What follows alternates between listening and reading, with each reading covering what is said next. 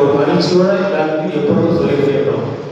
தலைமையாசிரியர் ஓய்வு பெறுவதற்கு அவர்களும் சொல்ல நான் பணியாற்றுகின்ற பொழுது என்னுடைய மாவட்டத்தில் நான் பணியாற்றுகின்ற மாவட்டம் 100% நம்ம ஸ்டேட்டில் நான் ஃபர்ஸ்ட் வாங்கி கொண்டிருக்கிறேன் அப்படின்னு நெஞ்சு சொல்லுவோம். அதே போல இடத்துல நான் சொல்லும்போது சொன்னேன், சார் ஓய்வு பெறுகின்ற பொழுது ஓய்வு இருக்கிற காலத்தில் இதுதான் ஒரு பெரும் மகிழ்ச்சி. நீங்கள் ஒரு கோடி ரூபாய் கொடுத்தவங்களும் மகிழ்ச்சி கிடையாது, அது அன்றைய செலவாயிடும் பிடிச்சி போயிடும். ஆனால் இது நான் ஓய்வு பெற்று வருகின்ற பொழுது ஓராண்டு மாவட்டத்தில் பணிபுரிந்தேன். பணிபுரிந்து நான் ஓய்வு பெறுகிற காலத்தில் புதுக்கோட்டை மாவட்டம் 38 மாவட்டங்களை திரும்பி பார்த்து முதலிடத்தை பெற்ற மாவட்டம் என்று சிறப்பு மகிழ்ச்சியோடு செய்து சொல்லணும். அந்த அளவுக்கு நம்முடைய மாவட்டம் எந்த ஊரிலையும் சரி கூட்டம் சொன்னாங்க, அவர்களால் முடிந்த இயந்திர பணிகளை மிக சிறப்பாக செய்து கொடுப்பார்கள். நான் என்ன செய்து வெளியே நானும் சமயத்தில் சனிக்கிழமை ஊருக்கு போகிறாங்க.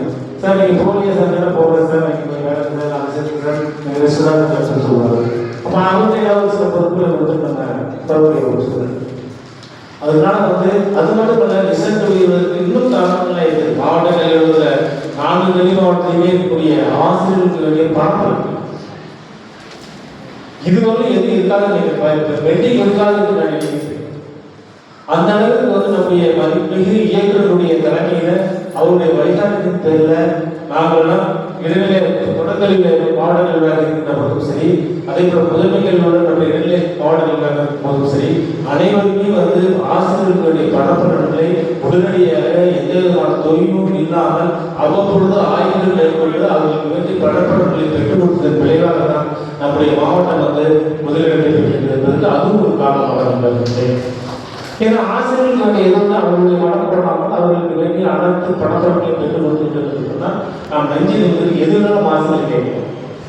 அந்த அளவுக்கு ஆசிரியர்களுடைய ஒற்றுமை இல்லாமல் இந்த அது அவருடைய பணிகள் சிறக்காமல் நம்முடைய முதலிடத்தை பெற்றிருக்க முடியாது. சாதாரண விஷயங்கள் 17 மாணவர்கள் தேர்ச்சி பெற்று சிவகங்கை முதல் மாவட்டம், நம்ம 2வது மாவட்டம். இப்போ நம்ம 17 மாணவர்கள் அவர்கள் தொழில் நம்ம ஃபர்ஸ்ட் மாவட்டம்.